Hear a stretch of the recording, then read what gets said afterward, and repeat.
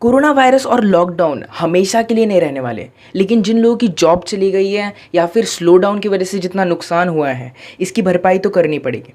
और solar project इसमें कैसे मदद करेगा और भारत सरकार सोलार प्रोजेक्ट पे इतना ज़्यादा इन्वेस्टमेंट या प्रोजेक्ट क्यों चला रही है, इसके बारे में आज हम जानेंगे।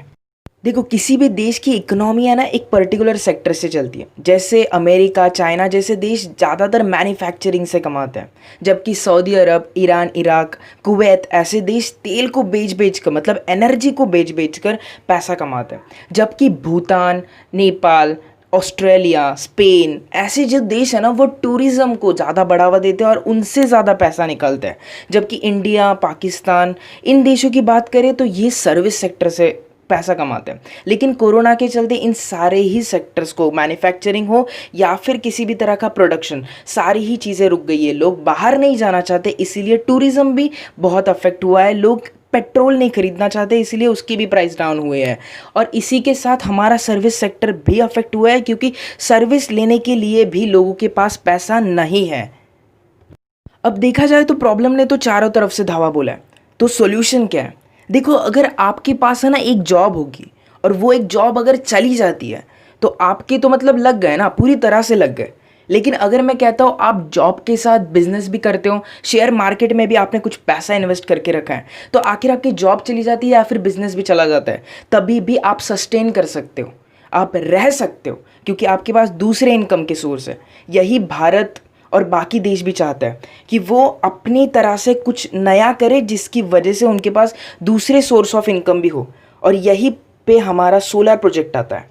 और सोलर एनर्जी भी ऐसी एनर्जी है जो ऑयल की तरह बेची जा सकती है। हमारे मैन्युफैक्चरिंग सेक्टर को इलेक्ट्रिसिटी की सबसे ज़्यादा ज़रूरत होती है। भारत का हीट मैप तक ये कहता है कि गुजरात, महाराष्ट्र, मध्य प्रदेश, तमिलनाडु ऐसी जगहों पे हीट ज़्यादा है, तो यहाँ पे सोलार प्रोजेक्ट ज़्यादातर चलाए जा सकते हैं और इनसे पैसा भी बहुत ज़्यादा कमाया जा सकता है इंटरनेशनली बेच के।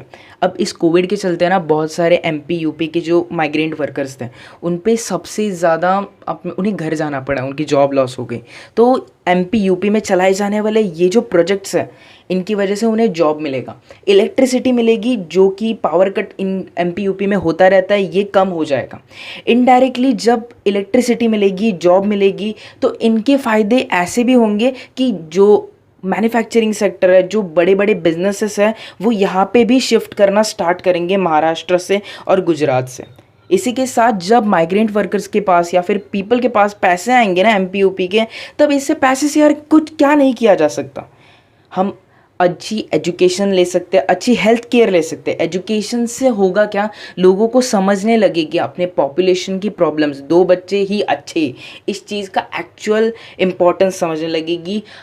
इससे उनकी लाइफ एक्सपेक्टेंसी अच्छी होगी और इससे देश की उन्नति में भी बहुत ज़्यादा फ़ायदा, बहुत ज़्यादा कंट्रीब्यूशन होगा। देश की उन्नति में कैसा फ़ायदा होगा, इस चीज़ के बारे में भी बताऊंगा।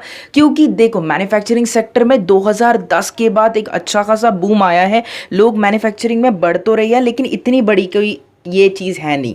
टूरिज़्म को भी इंडिया बहुत ज़्यादा प्रमोट कर रहा है, कई नई चीज़ें ला रहा है, जिसकी वजह से टूरिज़्म सेक्टर भी बढ़े। और इन सारी चीज़ों को सपोर्ट करते हुए हमारा सोलर प्रोजेक्ट आ रहा है, जिसकी वजह से बहुत सारी चीज़ें होगी। अब मैंने इन चीज़ों को इंक्लूड नहीं किया, जैसे कि रेवा प्रोजेक्ट हो रहा है, बहुत सारे सोलर पार्क हो रहा है। ये सारी चीज़ें मैंने इसलिए इंक्लूड नहीं की क्योंकि आप इंटरनेट पे, गूगल पे ज़्यादातर सर्च करके इन्हें जान सकते हो, लेकिन इसकी इम्पोर्टेंस क्या है ना, ये भारतीयों को बहुत से पता नहीं है। तो जिनको पता नहीं है, ये वीडियो उन्हें शेयर करो और बताओ कि सोलार प्रोजेक्ट की इम्पोर्टेंस क्या है।